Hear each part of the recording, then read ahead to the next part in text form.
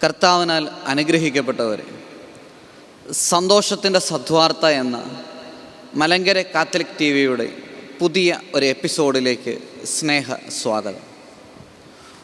ഹൂദോസ് ഈത്തോ ഞായറാഴ്ചകൾ ആചരിച്ച് നമ്മൾ സൂബോറോ അറിയിപ്പ് കാലത്തിലേക്ക് പ്രവേശിക്കുകയാണ്. സൂബോറോ എന്ന വാക്കിൻ്റെ അർത്ഥം അറിയിപ്പ്, മംഗളവാർത്ത, വർത്തമാനം എന്നൊക്കെയാണ്. ഈ കാലഘട്ടത്തിൽ പ്രത്യേകമായി, ഈ ആരാധനക്രമ കാലത്തിൽ പ്രത്യേകമായി സക്കറിയായോടുള്ള സ്നാപക യോഹന്നാൻ്റെ ജനനത്തെക്കുറിച്ചുള്ള അറിയിപ്പ്, പരിശുദ്ധ ദൈവമാതാവിനോടുള്ള അറിയിപ്പ്, ജോസഫിനോട് യേശു തമ്പുരാൻ്റെ ജനനത്തെക്കുറിച്ചും സ്വീകരണത്തെക്കുറിച്ചുമുള്ള അറിയിപ്പ്, ഇങ്ങനെ വിവിധങ്ങളായ അറിയിപ്പുകൾ നമ്മുടെ ധ്യാന വിഷയമാകുന്നതുകൊണ്ടാണ് ഈ കാലം പ്രത്യേകമായി അറിയിപ്പ് കാലം എന്ന് അറിയപ്പെടുന്നത്. ഇന്നത്തെ നമ്മുടെ ഈ സുവിശേഷ ഭാഗം വിശുദ്ധ ലൂക്കോസ് എഴുതിയ സുവിശേഷം 1-ാം അധ്യായം 5 മുതൽ 25 വരെയുള്ള തിരുവചന ഭാഗങ്ങളാണ് ധ്യാന വിഷയം ആക്കുന്നത്. സ്നാപക യോഹന്നാൻ്റെ ജനനത്തെക്കുറിച്ച് അവൻ്റെ പിതാവായ സക്കറിയ പുരോഹിതനോട് ഗബ്രിയേൽ മാലാഹ ദൈവത്തിൻ്റെ ദൂത് അറിയിക്കുന്നതാണ് സുവിശേഷത്തിൻ്റെ ഇതിവൃത്തം. വിശുദ്ധ ലൂക്കോസ് സുവിശേഷകൻ തൻ്റെ 1-ാം അധ്യായത്തിൽ ഇപ്രകാരം എഴുതുന്നുണ്ട്: നമ്മുടെ ഇടയിൽ നിറവേറിയ കാര്യങ്ങളുടെ വിവരണം എഴുതാൻ അനേകം പേർ പരിശ്രമിച്ചിട്ടുണ്ട്. എന്നാൽ നമുക്ക് ഏൽപ്പിച്ചു തന്നിട്ടുള്ള കാര്യങ്ങൾ, എല്ലാ കാര്യങ്ങളും പ്രാരംഭം മുതൽക്കേ സൂക്ഷ്മമായി പരിശോധിച്ചതിന് ശേഷം എല്ലാം ക്രമമായി എഴുതുന്നത് ഉചിതമാണ് എന്ന് തോന്നി. ഇപ്രകാരം രക്ഷാകര ചരിത്രം, യേശു തമ്പുരാനിലൂടെ പൂർത്തീകരിക്കപ്പെട്ട രക്ഷാകര ചരിത്രം, അത് ക്രമമായി എഴുതുന്ന ലൂക്കാ സുവിശേഷകൻ സുവിശേഷത്തിൻ്റെ ആദ്യ ഭാഗത്ത് 1-ാമത്തെ സംഭവമായി എടുത്തു വച്ചിരിക്കുക സ്നാപക യോഹന്നാൻ്റെ ജനനത്തെക്കുറിച്ചുള്ള അറിയിപ്പാണ്. ഹെറോദേസ് യൂദയ രാജാവായിരുന്ന കാലത്ത് അബിയായുടെ ഗണത്തിൽപ്പെട്ട സക്കറിയ എന്ന പുരോഹിതന്, അഹറോൻ്റെ ഗണത്തിൽപ്പെട്ട എലിസബത്തിൻ്റെ ഭർത്താവായ സക്കറിയ എന്ന പുരോഹിതന് ഗബ്രിയേൽ മാലാഹ വഴി ദൈവം അരുളി ചെയ്യുന്ന ദൈവത്തിൻ്റെ അരുളപ്പാടാണ് ഈ സുവിശേഷ ഭാഗത്തിൻ്റെ ഇതിവൃത്തം. എന്തുകൊണ്ട് ലൂക്കാ സുവിശേഷകൻ ആദ്യം തന്നെ ഈ സ്നാപക യോഹന്നാൻ്റെ ജനനത്തെക്കുറിച്ചുള്ള അറിയിപ്പ് പറയുന്നു? ഇത് പഴയ നിയമത്തോടുള്ള ഒരു ബന്ധമാണ് കാണിക്കുക. കാരണം യേശു തമ്പുരാൻ്റെ തന്നെ വാക്കുകളിൽ ഇപ്രകാരം പറയുന്നുണ്ട്: നിയമവും പ്രവാചകന്മാരും സ്നാപക യോഹന്നാൻ വരെയാണ് എന്ന്. നിയമവും പ്രവാചകന്മാരും പ്രവചനങ്ങളും സ്നാപക യോഹന്നാൻ വരെയാണ് എന്ന് യേശു തമ്പുരാൻ്റെ വാക്കുകളാൽ നമ്മൾ ധ്യാനിക്കുമ്പോൾ, അതിനു മുമ്പുണ്ടായിരുന്ന പ്രവചനം, അവസാനത്തെ പ്രവചനം സംഭവിക്കുക മലാക്കിയുടെ കാലത്താണ്. മലാക്കി പ്രവാചകൻ്റെ പ്രവചനത്തിന് ശേഷം ഏകദേശം 400 വർഷക്കാലം പ്രവചനങ്ങളൊന്നും ഉണ്ടായിട്ടില്ല. ഇൻ്റർ ടെസ്റ്റമെൻ്റൽ പീരീഡ്, പുതിയ നിയമത്തിൻ്റെയും പഴയ നിയമത്തിൻ്റെയും ഇടയിലുള്ള ഒരു കാലഘട്ടം. പഴയ നിയമത്തിൻ്റെയും പുതിയ നിയമത്തിൻ്റെയും ഇടയിലുള്ള ഒരു കാലഘട്ടം ദൈവം നിശബ്ദനായിരുന്ന ഒരു കാലഘട്ടമാണ്. ഇപ്രകാരം 400 വർഷക്കാലത്തെ ഒരു നിശബ്ദതയ്ക്ക് ശേഷം ദൈവം തൻ്റെ വെളിപ്പെടുത്തലുകൾ പുനരാരംഭിക്കുകയാണ്, വീണ്ടും തുടരുകയാണ് സ്നാപക യോഹന്നാൻ്റെ ജനനത്തെക്കുറിച്ചുള്ള അറിയിപ്പിലൂടെ. ഈ 400 വർഷക്കാലം യഹൂദ ജനതയെ സംബന്ധിച്ചിടത്തോളം, ദൈവത്തിൻ്റെ മിശിഹായെ പ്രതീക്ഷിച്ചിരുന്ന ജനതയെ സംബന്ധിച്ചിടത്തോളം, കർത്താവിൻ്റെ രക്ഷ പ്രതീക്ഷിച്ചിരുന്ന ജനതയെ സംബന്ധിച്ചിടത്തോളം നിരാശയിലേക്ക് കൂപ്പുകുത്തി വീഴുന്ന ഒരവസ്ഥയിലൂടെ കടന്നു പോവുകയാണ്. ഇതിൻ്റെ ആദ്യ വാക്യം ഇപ്രകാരം എഴുതി വച്ചിരിക്കുകയാണ്: ഹെറോദേസ് യൂദയ രാജാവായിരുന്ന കാലത്താണ് ഈ അരുളപ്പാട്, സക്കറിയായ്ക്കുള്ള അരുളപ്പാട് ലഭിക്കുക. ഹെറോദേസ് ഒരു യഹൂദനല്ല. ഒരു വിജാതീയ രാജാവാണ് ഹെറോദേസ്. പകുതി യഹൂദനെന്ന് വിശ്വസിക്കപ്പെടുന്നുണ്ട്. ഈ വിജാതീയനായ ഹെറോദേസ് രാജാവ് ജെറുസലേം ദേവാലയം പുതുക്കിപ്പണിയുകയും നവീകരിക്കുകയും ചെയ്തു. ജെറുസലേം ദേവാലയം പുതുക്കിപ്പണിതു, നവീകരിച്ചു എന്ന് പറയുമ്പോൾ ഹെറോദോസിന് യഹൂദരോട് പ്രത്യേകമായ ഒരു മമതയോ സ്നേഹമോ ഉണ്ടായതുകൊണ്ടല്ല. അദ്ദേഹം മറ്റു വിജാതീയ ദേവാലയങ്ങളും വിജാതീയ പ്രാർത്ഥന മന്ദിരങ്ങളും പുതുക്കിപ്പണിതിട്ടുണ്ട്. ഹെറോദോസ് രാജാവ് റോമൻ ചക്രവർത്തിമാരുടെ കയ്യിലെ ഒരു പാവ രാജാവ് മാത്രമായിരുന്നു. ഏകദേശം 36 സംവത്സരക്കാലം ഹെറോദോസ് രാജാവ് യൂദയ ഭരിച്ചു. ഈ ഹെറോദോസിൻ്റെ ഭരണകാലം യഹൂദരെ സംബന്ധിച്ചിടത്തോളം വളരെയധികം വിഷമത്തിൻ്റെയും വൈഷമ്യത്തിൻ്റെയും കാലഘട്ടമായിരുന്നു. വിഷമത്തിൻ്റെയും വൈഷമ്യത്തിൻ്റെയും പ്രയാസത്തിൻ്റെയും അടിമത്തത്തിൻ്റെയും കാലഘട്ടത്തിൽ ഇപ്രകാരം സക്കറിയ എന്ന ഒരു പുരോഹിതൻ രംഗപ്രവേശം ചെയ്യുകയാണ്. ആ പുരോഹിതൻ്റെ നാമമാണ് നമ്മുടെ ആദ്യ ധ്യാന വിഷയം. അതുകൊണ്ടാണ് ഇതിൻ്റെ ചരിത്ര പശ്ചാത്തലം ഇപ്രകാരം വിവരിച്ചത്. ലൂക്കാസ് സുവിശേഷം എല്ലാം ക്രമമായി എഴുതുകയാണ് എന്ന് അവകാശപ്പെടുന്ന സുവിശേഷം എല്ലാം ക്രമമായി എഴുതേണ്ടതിൻ്റെ ആവശ്യകത മനസ്സിലാക്കി ആ ക്രമത്തിൽ എഴുതി വരുമ്പോൾ ഹെറോദേസ് യൂദയ രാജാവായിരുന്ന കാലത്ത് എന്ന് തുടങ്ങുന്നത് അതിൻ്റെ ചരിത്ര പശ്ചാത്തലം മനസ്സിലാക്കാൻ വേണ്ടിയാണ്.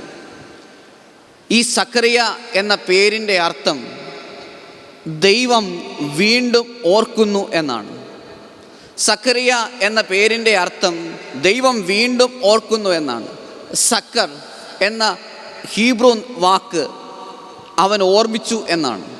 സക്കറിയാവേ എന്നതിൻ്റെ ചുരുക്ക രൂപമാണ്, അല്ലെങ്കിൽ നാമീകരണ രൂപമാണ് സക്കറിയ. ദൈവം വീണ്ടും ഓർമ്മിക്കുന്നു. ദൈവം വീണ്ടും ഓർമ്മിക്കുകയാണ്. ദൈവം ഓർമ്മിക്കുകയാണ്, അവൻ്റെ വാഗ്ദാനങ്ങൾ ഓർമ്മിക്കുകയാണ്. തൻ്റെ ജനത്തോട് അബ്രഹാത്തിനോടും ഇസഹാക്കിനോടും യാക്കോബിനോടും ചെയ്ത വാഗ്ദാനം ഓർക്കുകയാണ്. ദൈവം ദാവീദിനോട് ചെയ്ത തൻ്റെ വാഗ്ദാനം ഓർക്കുകയാണ്. ദൈവം പ്രവാചകന്മാരിലൂടെ അരുളി ചെയ്ത വാഗ്ദാനം ഓർക്കുകയാണ്. ഇസ്രായേൽ ജനത്തിന് പൂർവികർക്ക് ദൈവം കൊടുത്ത വാഗ്ദാനം ഓർക്കുകയാണ് എന്ന് വിവക്ഷിച്ചുകൊണ്ട് ലൂക്കാസ് സുവിശേഷകൻ സക്കറിയ എന്ന പുരോഹിതൻ്റെ അവതരണത്തോടുകൂടി സുവിശേഷം ആരംഭിക്കുന്നു. സക്കറിയ പുരോഹിതൻ ദൈവം വീണ്ടും ഓർമ്മിക്കുകയാണ്. നമ്മളെ ഈ വാക്ക് സക്കറിയ എന്ന പേരിൻ്റെ അർത്ഥം ദൈവം വീണ്ടും ഓർമ്മിപ്പിക്കുന്നു എന്നതിൻ്റെ ധ്വനി പുറപ്പാട് പുസ്തകം 3-ാം അധ്യായം 24-ാം വാക്യത്തിലേക്ക് നയിക്കുകയാണ്. പുറപ്പാട് പുസ്തകം 3-ാം അധ്യായം 24-ാം വാക്യത്തിൽ ഇപ്രകാരം നമ്മൾ വായിക്കുകയാണ്: ദൈവം തൻ്റെ ജനത്തിൻ്റെ ദീനരോധനം ശ്രവിക്കുകയും അബ്രഹാത്തോടും ഇസഹാക്കിനോടും യാക്കോബിനോടും താൻ ചെയ്ത വാഗ്ദാനം ഓർമ്മിക്കുകയും ചെയ്തു. ദൈവം തൻ്റെ ജനത്തിൻ്റെ ദീനരോധനം ശ്രവിക്കുകയും അബ്രഹാത്തോടും ഇസഹാക്കിനോടും യാക്കോബിനോടും താൻ ചെയ്ത വാഗ്ദാനം ഓർമ്മിക്കുകയും ചെയ്തു.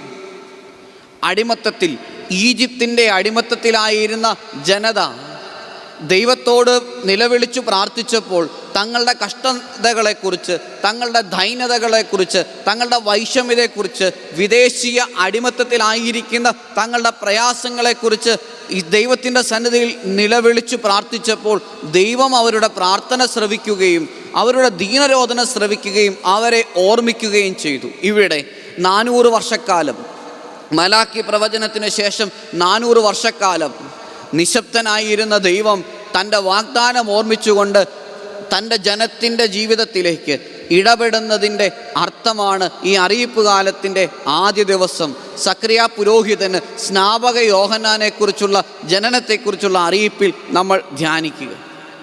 ദൈവം ഓർമ്മിക്കുന്ന ദൈവമാണ്. തൻ്റെ വാഗ്ദാനങ്ങൾ ഓർമ്മിക്കുന്ന ദൈവമാണ്. തൻ്റെ ജനത്തിൻ്റെ പൂർവികരോട് താൻ ചെയ്ത വാഗ്ദാനങ്ങൾ ഓർമ്മിക്കുകയാണ്. ഇവിടെ ഒരു പുതിയ തുടക്കമാണ്. ഒരു പുതിയ യുഗം തുറക്കുകയാണ്. രക്ഷാകര ചരിത്രത്തിൻ്റെ പുതിയ നിയമം ആരംഭിക്കുകയാണ്. ദൈവം തൻ്റെ നിശബ്ദതയെ ഭേദിച്ചുകൊണ്ട് ചരിത്രത്തിൽ ഇടപെടുകയാണ്.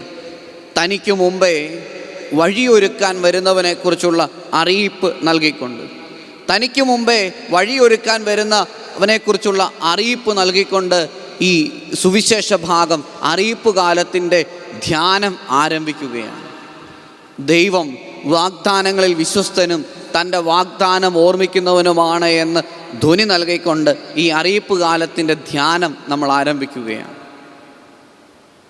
സർവശക്തനും സർവശക്തനായ ദൈവം, തൻ്റെ വാഗ്ദാനങ്ങൾ ഓർമ്മിക്കുന്ന ദൈവം, ഈ 400 വർഷക്കാലം ഇപ്രകാരം വാഗ്ദാനങ്ങളൊന്നുമില്ലാതെ, പ്രവചനങ്ങളൊന്നുമില്ലാതിരുന്ന കഴിഞ്ഞിരുന്ന ജനത ഒരുപക്ഷെ ചിന്തിച്ചേക്കാം, ദൈവം വാഗ്ദാനം ചെയ്ത മെശിഹ രക്ഷകൻ എവിടെയാണ് എന്ന്. ഇനി ഈ സക്കറിയ പുരോഹിതൻ്റെയും എലിസബത്തിൻ്റെയും ജീവിതചര്യയെക്കുറിച്ച് ഉള്ള കമൻറ്റുകളാണ് അടുത്ത വാക്യങ്ങൾ നമ്മളെ നോക്കും. അവർ ദൈവത്തിൻ്റെ മുമ്പിൽ നീതിനിഷ്ഠരും കർത്താവിൻ്റെ കൽപ്പനകളും പ്രമാണങ്ങളും കുറ്റമറ്റ വിധം അനുസരിക്കുന്നവരുമായിരുന്നു. ദൈവത്തിൻ്റെ മുമ്പിൽ നീതിനിഷ്ഠരും കർത്താവിൻ്റെ കൽപ്പനകളും പ്രമാണങ്ങളും കുറ്റമറ്റ വിധം അനുസരിക്കുന്നവരുമായിരുന്നു. അനേക വ്യക്തിത്വങ്ങളെ നമ്മൾ വചനഭാഗത്ത് കണ്ടുമുട്ടുന്നുണ്ട്. ജോബ്, നീതിമാനായ ജോബ്, നീതിമാനായ നോഹ, അങ്ങനെ അനേകരെ കാണുന്നുണ്ട്. അവരൊക്കെ വ്യക്തിപരമായി ദൈവത്തിൻ്റെ സന്നിധിയിൽ നീതിനിഷ്ഠരായിരുന്നു, കുറ്റമറ്റവരായിരുന്നു. എന്നാൽ ഇവിടെ ഒരു ദമ്പതികളെ അവതരിപ്പിക്കുകയാണ്, സക്കറിയായും എലിസബത്തും, ഭാര്യ ഭർത്താക്കന്മാർ. കുറ്റമറ്റ വിധം ദൈവത്തിൻ്റെ സന്നിധിയിൽ കറകളഞ്ഞവർ, ദൈവത്തിൻ്റെ സന്നിധിയിൽ നീതി കണ്ടെത്തിയവർ, ദൈവത്തിൻ്റെ സന്നിധിയിൽ പ്രമാണങ്ങളും കൽപ്പനകളും അനുസരിക്കുന്നവർ. ഇപ്രകാരം എല്ലാ നന്മകളും നിറഞ്ഞിരുന്ന മനുഷ്യർ. എന്നാൽ അവരുടെ ജീവിതത്തിൽ ഒരു വലിയ കുറവുണ്ടായി. യഹൂദ ജനതയെ സംബന്ധിച്ചിടത്തോളം ഭാര്യ ഭർത്താക്കന്മാർക്ക് മക്കൾ ഉണ്ടാവാതിരിക്കുക എന്നത് വലിയ ശാപത്തിൻ്റെ ലക്ഷണമായി കണ്ടിരുന്നതാണ്. അതാണ് എലിസബത്ത് 25-ാം വാക്യത്തിൽ ഇപ്രകാരം പറയുന്നുണ്ട്, മറ്റുള്ളവരുടെ മുമ്പിൽ, മനുഷ്യരുടെ മുമ്പിൽ എനിക്കുണ്ടായിരുന്ന അപമാനം നീക്കിക്കളയാൻ കർത്താവ് എന്നെ കടാക്ഷിച്ചിരിക്കുകയാണ്. മനുഷ്യരുടെ മുമ്പിൽ എനിക്കുണ്ടായിരുന്ന അപമാനം നീക്കിക്കളയാൻ കർത്താവ് എന്നെ കടാക്ഷിച്ചിരിക്കുകയാണ്. യഹൂദരെ സംബന്ധിച്ചിടത്തോളം വിവാഹിതരാകുന്നവർക്ക് മക്കൾ ഇല്ലാതാവുക, മക്കൾ ഉണ്ടാകാതിരിക്കുക എന്നത് വളരെയധികം ശാപ പേറുന്ന ജീവിതം എന്ന് കണക്കാക്കിയിരുന്നു, ശാപം പേറുന്ന ജീവിതമെന്ന് കണക്കാക്കിയിരുന്നു. ഉൽപ്പത്തി പുസ്തകം 1-ാം അധ്യായം 28-ാം വാക്യത്തിൽ ആദ്യ മാതാപിതാക്കളോട് ദൈവം പറയുന്ന കൽപ്പനയുടെ തിരസ്കരണം പോലെയാണ് അതിൻ്റെ പൂർത്തീകരണം. ആ കൽപ്പന പൂർത്തീകരണം നടക്കാതിരിക്കുന്നതായിട്ടാണ് യഹൂദ ജനത സന്താനമില്ലാത്തവരെ, മക്കളില്ലാത്തവരെ കരുതിയിരുന്നത്. വാഗ്ദാനം ഇപ്രകാരമാണ്, ആ കൽപ്പന ഇപ്രകാരമാണ്, സന്താനപുഷ്ടിയുള്ളവരായി പെരുകുവിൻ, ഭൂമിയിൽ നിറഞ്ഞതിനെ കീഴടക്കുവിൻ. ഈ ദൈവത്തിൻ്റെ കൽപ്പന നിറവേറ്റാൻ സാധിക്കാതെ പോകുന്ന ദമ്പതികളെ അവർ ശപിക്കപ്പെട്ടവരെന്ന് കരുതിയിരുന്നു. ഇസ്രായേൽ ജനത, യഹൂദ ജനത ശപിക്കപ്പെട്ടവരെന്ന് കരുതിയിരുന്നവരുടെ ഗണത്തിൽ നിന്ന്, ഇടയിൽ നിന്ന് സക്കറിയ പുരോഹിതനെ ദൈവം തൻ്റെ ദേവാലയത്തിൽ ധൂപമർപ്പിക്കാൻ വേണ്ടി തിരഞ്ഞെടുക്കുകയാണ്. സക്കറിയായുടെ തിരഞ്ഞെടുപ്പ് അത് മനസ്സിലാക്കണമെങ്കിൽ അന്നത്തെ കാലത്ത് യഹൂദ പുരോഹിതന്മാരുടെ എണ്ണം, ഇസ്രായേൽ ജനത്തിലെ പുരോഹിതന്മാരുടെ എണ്ണം നമ്മൾ മനസ്സിലാക്കണം. എത്ര പേർക്ക് ഈ ഭാഗ്യം ലഭിക്കുന്നു എന്ന് മനസ്സിലാക്കണം. ചരിത്രകാരന്മാരുടെ രചനയനുസരിച്ച് 18,000 പുരോഹിതന്മാർ ഇസ്രായേലിൽ സക്കറിയ പുരോഹിതൻ്റെ കാലഘട്ടത്തിൽ ഉണ്ടായിരുന്നു. 18,000 പുരോഹിതന്മാർ സക്കറിയ പ്രവാചകൻ്റെ കാലഘട്ടത്തിൽ ഉണ്ടായിരുന്നു. ഇതിൽ ഒരു വർഷം 14 പേർക്ക് നറുക്കു വീഴും. ദേവാലയത്തിൽ കയറി ദൈവത്തിൻ്റെ സന്നിധിയിൽ ധൂപമർപ്പിക്കുവാൻ, അത് അതിവിശുദ്ധ സ്ഥലത്തല്ല, വിശുദ്ധ സ്ഥലത്ത് കയറി ധൂപമർപ്പിച്ചു പ്രാർത്ഥിക്കുവാൻ വേണ്ടി, അതിവിശുദ്ധ സ്ഥലത്ത് ആണ്ടിലൊരിക്കൽ മാത്രം പ്രധാന പുരോഹിതനെ പ്രവേശിക്കുകയുള്ളൂ. എന്നാൽ വിശുദ്ധ സ്ഥലത്ത് കയറി ധൂപമർപ്പിച്ച് പ്രാർത്ഥിക്കുവാൻ അത് പ്രത്യേകമായ മത്സരങ്ങളൊന്നുമില്ല. ദൈവത്തിൻ്റെ സന്നിധിയിൽ ഏറ്റവും നീതിനിഷ്ഠനായ വ്യക്തിയെ കണ്ടെത്താൻ, പുരോഹിതനെ കണ്ടെത്താൻ വേണ്ടി മത്സരങ്ങളൊന്നുമില്ല, നറുക്കിടുകയാണ്. അന്നത്തെ കാലത്ത് ദൈവഹിതം തിരിച്ചറിയാൻ വേണ്ടി നറുക്കിടുകയാണ്. ജോഷുവയുടെ കാലഘട്ടത്തിൽ കാനാൻ ദേശം വിഭജിച്ചു കൊടുക്കാനും ദൈവഹിതപ്രകാരം നറുക്കിടുകയാണ് ചെയ്തത്. അപ്പോസ്തലന്മാർ, ക്രിസ്തു ശിഷ്യന്മാരുടെ എണ്ണം 12 എന്ന് തികയ്ക്കാൻ ദൈവത്തിൻ്റെ സന്നിധിയിൽ ദൈവം തിരഞ്ഞെടുത്തവനെ കണ്ടുപിടിക്കുവാൻ വേണ്ടി മത്തിയാസിനെ തിരഞ്ഞെടുക്കുന്നതും നറുക്കിട്ടാണ്. നറുക്ക് വീഴുന്നത് ദൈവത്തിൻ്റെ തിരഞ്ഞെടുപ്പായി കണക്കാക്കിയിരുന്നു. ഇപ്രകാരം ഓർക്കണം, ഒരു വർഷം 14 പേരെയാണ് പുരോഹിതന്മാർ ഈ ദേവാലയത്തിലെ ധൂപമർപ്പിച്ച് പ്രാർത്ഥിക്കാൻ, വിശുദ്ധ സ്ഥലത്ത് ധൂപമർപ്പിച്ച് പ്രാർത്ഥിക്കാൻ വേണ്ടി തിരഞ്ഞെടുക്കുക. 18,000-ൽ നിന്ന് 14 പേരെ തിരഞ്ഞെടുക്കുക. ഒരു വർഷം 14 പേർ. 10 വർഷമാകുമ്പോൾ 140 പേരെ തിരഞ്ഞെടുക്കപ്പെടുന്നുള്ളൂ. അങ്ങനെ വെച്ച് നോക്കുമ്പോൾ ഈ 18,000 പേരിൽ പലർക്കും, മിക്കവർക്കും തങ്ങളുടെ ആയുഷ്കാലത്ത് ലഭിക്കാതെ പോകുന്ന ദൈവനിയോഗമാണ് ദേവാലയത്തിൽ പ്രവേശിച്ച് ധൂപമർപ്പിക്കാൻ ഭാഗ്യം കിട്ടുക, ദൈവ തെരഞ്ഞെടുപ്പിന് അർഹനാവുക എന്നത്. ഇപ്രകാരം സക്കറിയ 18,000-ൽ നിന്ന് ഒരുവനായി, 14 പേരിൽ ഒരുവനായി ആ കാലത്ത് തിരഞ്ഞെടുക്കപ്പെട്ടു. ഇതാണ് ദൈവഹിതം. സക്കറിയ ദേവാലയത്തിൽ പ്രവേശിച്ച് ധൂപമർപ്പിച്ചുകൊണ്ടായിരിക്കുകയാണ്. ധൂപമർപ്പിച്ചുകൊണ്ടായിരിക്കുന്ന സമയത്ത്, ധൂപാർപ്പണ സമയത്ത് ദേവാലയത്തിൻ്റെ ബലിപീഠത്തിൻ്റെ വലതുവശത്ത് ഗബ്രിയേൽ ദൂതൻ നിൽക്കുന്നതായി, കർത്താവിൻ്റെ ദൂതൻ നിൽക്കുന്നതായി കാണുകയാണ്. ചരിത്രപരമായി കൃത്യമായി ക്രമമായ കാര്യങ്ങൾ എഴുതി വയ്ക്കുന്ന ലൂക്കാ സുവിശേഷകൻ ഒരു അതിസ്വാഭാവിക തലത്തിലേക്ക് ഈ സുവിശേഷത്തെ കൊണ്ടുപോവുകയാണ്. ഗബ്രിയേൽ ദൂതൻ്റെ സാന്നിധ്യം ഈ ചരിത്രപരമായ ക്രമമായി എല്ലാം എഴുതി വയ്ക്കുന്ന സുവിശേഷത്തിൽ കർത്താവിൻ്റെ ദൂതൻ്റെ സാന്നിധ്യത്തെ ഒരു അതിസ്വാഭാവിക തലത്തിലേക്ക് ലൂക്കാ സുവിശേഷകൻ കൊണ്ടുപോവുകയാണ്. നമുക്ക് ഈ കാര്യങ്ങൾ പെട്ടെന്ന് മനസ്സിലാവില്ല. രാജാക്കന്മാരുടെ 2-ാം പുസ്തകം 6-ാം അധ്യായം 15 മുതൽ 23 വരെയുള്ള വാക്യങ്ങളിൽ ഇപ്രകാരം കാണുന്നുണ്ട്. സിറിയ രാജ്യം ഇസ്രായേലിനെ ആക്രമിക്കുന്ന സമയത്ത് ഏലിശ പ്രവാചകൻ്റെ ഭൃത്യൻ എഴുന്നേറ്റ് നോക്കുമ്പോൾ ഇസ്രായേലിന് ചുറ്റും, തങ്ങളായിരിക്കുന്ന ഭവനത്തിനു ചുറ്റും വലിയ സൈന്യനിര തങ്ങൾക്കെതിരെ പുറപ്പാടിൽ തയ്യാറെടുക്കുകയാണ്.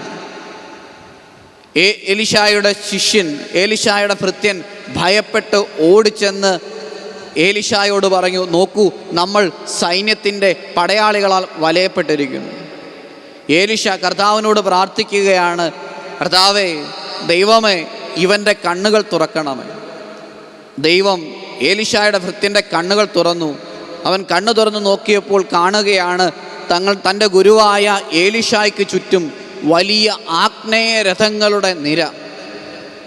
ഇപ്രകാരം ദൈവത്താൽ തുറക്കപ്പെട്ട കണ്ണുകളല്ല എങ്കിൽ നമുക്ക് സന്നിധിയിൽ നിൽക്കുന്ന കർത്താവിൻ്റെ ദൂതനെ, നമുക്ക് സഹായമായി എത്തുന്ന കാവൽ മാലാഹമാരുടെ സാന്നിധ്യത്തെ, നമുക്ക് സഹായമായി എത്തുന്ന സ്വർഗീയ സാന്നിധ്യത്തെ തിരിച്ചറിയാൻ നമുക്ക് കഴിയാതെ പോകും.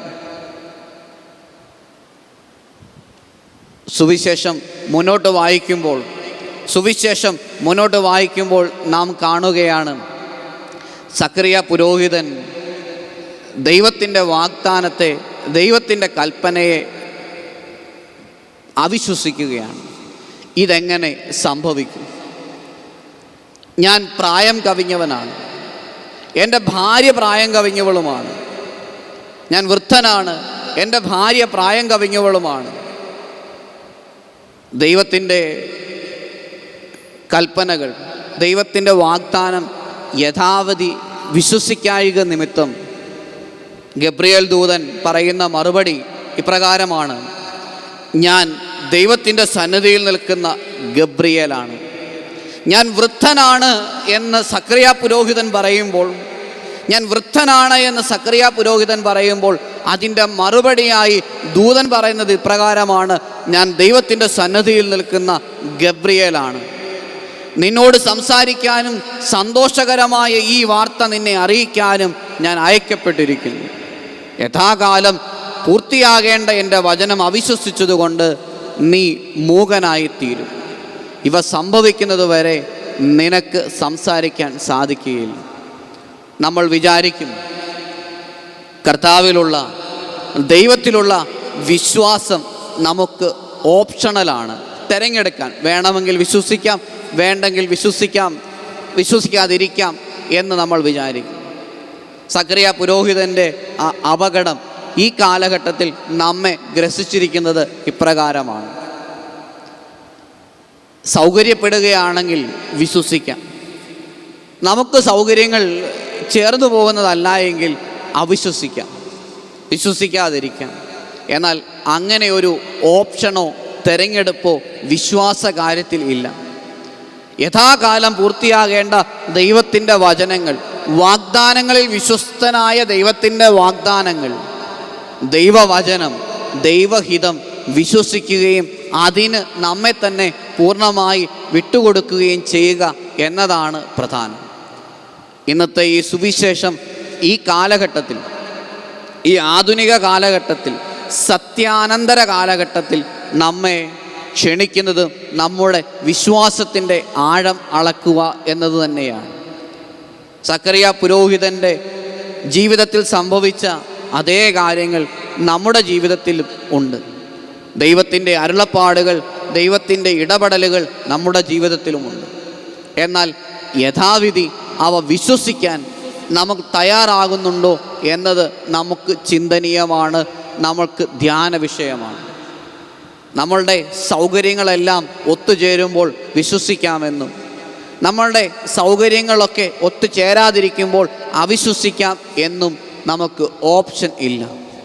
ദൈവത്തിൽ വിശ്വസിക്കുക എന്നത് മാത്രമാണ് ഓപ്ഷൻ. അടുത്ത ഭാഗം ജനത്തെ സംബന്ധിക്കുന്നതാണ്. ജനം പുരോഹിതന് വേണ്ടി പ്രാർത്ഥിച്ചുകൊണ്ട് അവനെ കാത്തിരിക്കുകയായിരുന്നു. ജനം മുഴുവൻ സക്കറിയായെ കാത്ത് നിൽക്കുകയായിരുന്നു. സക്കറിയ ദേവാലയത്തിൽ ധൂപം സമർപ്പിക്കാൻ കയറിയ സമയത്ത് സമൂഹം മുഴുവൻ വെളിയിൽ പ്രാർത്ഥിച്ചുകൊണ്ടായിരിക്കുകയാണ്. 1-ാം അധ്യായം 10-ാം വാക്യം. ജനം പ്രാർത്ഥിച്ചുകൊണ്ടായിരിക്കുകയാണ്. പുരോഹിതൻ ബലിയർപ്പിക്കുമ്പോൾ പുരോഹിതൻ്റെ കരത്തിന് ശക്തി പകരണമേ എന്ന് പ്രാർത്ഥിക്കുന്ന സമൂഹം.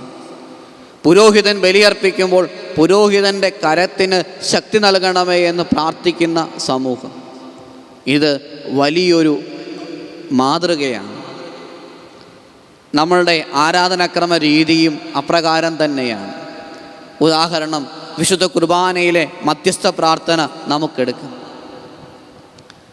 വിശുദ്ധ കുർബാനയിലെ തുപ്തൻ എന്നറിയപ്പെടുന്ന മധ്യസ്ഥ പ്രാർത്ഥന ശുശ്രൂഷകൻ പറയുന്നു, ഇപ്പോൾ ബാറയ്ക്കുമോർ നമ്മൾ സഭയിലെ ഭരണാധികാരികൾക്കും വൈദികർക്കും സന്യസ്തർക്കും വിശ്വാസികൾക്കും വേണ്ടി പ്രാർത്ഥിക്കണം. ജനം കർത്താവിനോട്, കർത്താവെ ഞങ്ങളോട് കരുണ ചെയ്യണമേ എന്നർത്ഥമുള്ള കുറിയേലായിസോൻ എന്ന് മറുപടി പറയുമ്പോൾ ആ പ്രാർത്ഥന പുരോഹിതൻ അടുത്ത പ്രാർത്ഥനയായി രൂപപ്പെടുത്തി ദൈവത്തിൻ്റെ സന്നിധിയിലേക്ക് സമർപ്പിക്കും. അതിൻ്റെ പ്രതീകമാണ് ദേവാലയത്തിലെ ധൂപമർപ്പിക്കുക. ധൂപമർപ്പിക്കുമ്പോൾ ഈ ഉയരുന്ന ധൂപം ദൈവസന്നിധിയിലേക്ക് ഉയർത്തപ്പെടുന്ന പ്രാർത്ഥനയാണ്. ജനം പ്രാർത്ഥിക്കുന്നു, ശുശ്രൂഷകൻ ആഹ്വാനം ചെയ്യുന്നു, ജനം പ്രാർത്ഥിക്കുന്നു. ആ പ്രാർത്ഥന പുരോഹിതൻ ദൈവത്തിൻ്റെ സന്നിധിയിലേക്ക് കരയറ്റുന്നു. ശുശ്രൂഷകൻ വീണ്ടും ആഹ്വാനം ചെയ്യുന്നു, നമ്മുടെ ഭരണാധികാരികൾക്ക് വേണ്ടി നമ്മൾ പ്രാർത്ഥിക്കണം. ജനം മറുപടിയായി കർത്താവേ കരുണ തോന്നണമേ എന്നർത്ഥമുള്ള കുറിയേലായിസോൻ എന്ന് ചൊല്ലും. പുരോഹിതൻ ആ പ്രാർത്ഥനയെ ദൈവസന്നിധിയിലേക്ക് കരയറ്റും. ഇതൊരു വലിയ മാതൃകയാണ്. പ്രിയമുള്ളവരെ, സൂബോറോ കാലത്തിൻ്റെ 1-ാമത്തെ അറിയിപ്പ് നമ്മൾ ധ്യാനിക്കുകയാണ്. സക്കറിയ പ്രവാചകനോട്, സക്കറിയ പുരോഹിതനോട് സ്നാപക യോഹന്നാൻ എന്ന അവസാനത്തെ പ്രവാചകൻ്റെ ജനനത്തെക്കുറിച്ചുള്ള അറിയിപ്പ് നമ്മുടെ ധ്യാന വിഷയമാവുകയാണ്. 400 വർഷക്കാലം, മലാക്കി പ്രവചനത്തിന് ശേഷമുള്ള 400 വർഷക്കാലം നിശബ്ദനായിരുന്ന ദൈവം തൻ്റെ രക്ഷാകര ചരിത്രത്തെക്കുറിച്ച്, തൻ്റെ ചരിത്രത്തിലുള്ള ഇടപെടലിനെക്കുറിച്ച് അറിയിച്ചുകൊണ്ട്